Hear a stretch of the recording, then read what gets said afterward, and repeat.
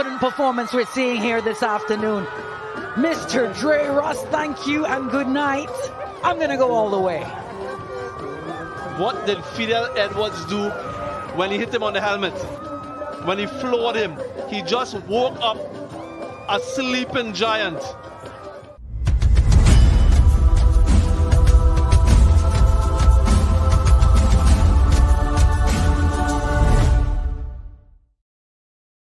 Danny, a lot of context needed for this one.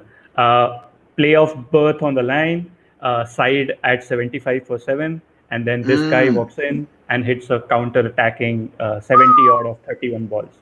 Is this one of the best under pressure knocks that you have seen in CPL?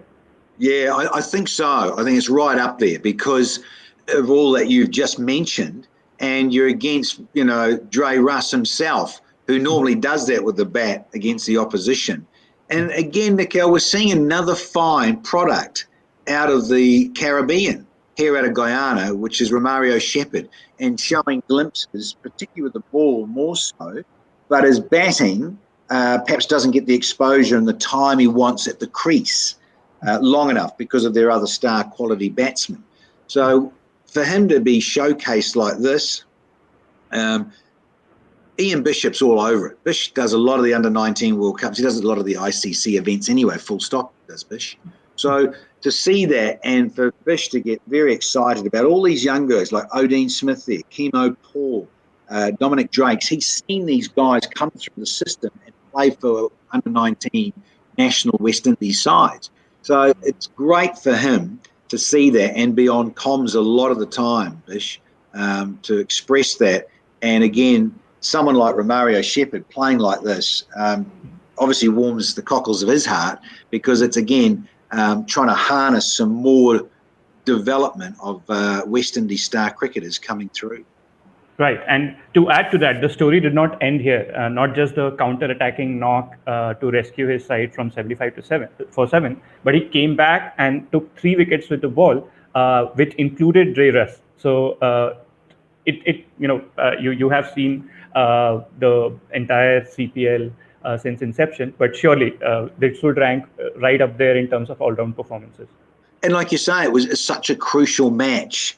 They needed something inspirational, and they've been, a little bit of Odine Smith at times, Chandrapal Hemraj with that 100 he'd scored earlier in the tournament. So again, they would have been very frustrated had they not sort of kicked on a bit with that to get through to the playoffs, because Jamaica, they were in a very up and down season as well. So when you look at Barbados and Jamaica missing out, and rightly so, but I think just that little bit of extra inspiration from the likes of Romario Shepherd there, Hemraj, a lot of Odine Smith with his bowling and a bit of hard-hitting smashing, and then a little bit of, obviously, Nicholas Pooran and co. Made the difference. And I think it's important for them. They're a strong franchise, Guyana, Amazon Warriors, and, they've been to those 5 finals, lost them all, sadly, for them, but they're an important cog within that whole Caribbean Premier League. Right. And as you mentioned that he is one of those up-and-coming stars, so his stocks would have certainly risen. A lot of lucrative franchise contracts in the pipelines? I think so. I think, and good point, Nikhil, because the timing of the tournament and the finishing of a certain strong Indian league, and then that leads into the World T20, and then you've got a T10. You've got the Big Bash in Australia. All of those sort of things. There's talk of other powerful franchise leagues happening around the globe. So Romario will be a bit like, I think, could be another sort of Andre Russell. Right. That if he could just fine tune a bit more the batting, gets a bit better, and his bowling again goes to another level, then look out. I think he could do a Dre Russ for some of the big franchises. Right. So we hope Romario Shepherd is a future star, and once he reaches there, remember that you saw it first as a part of our Black Moment set on this backdrop on Rario.com.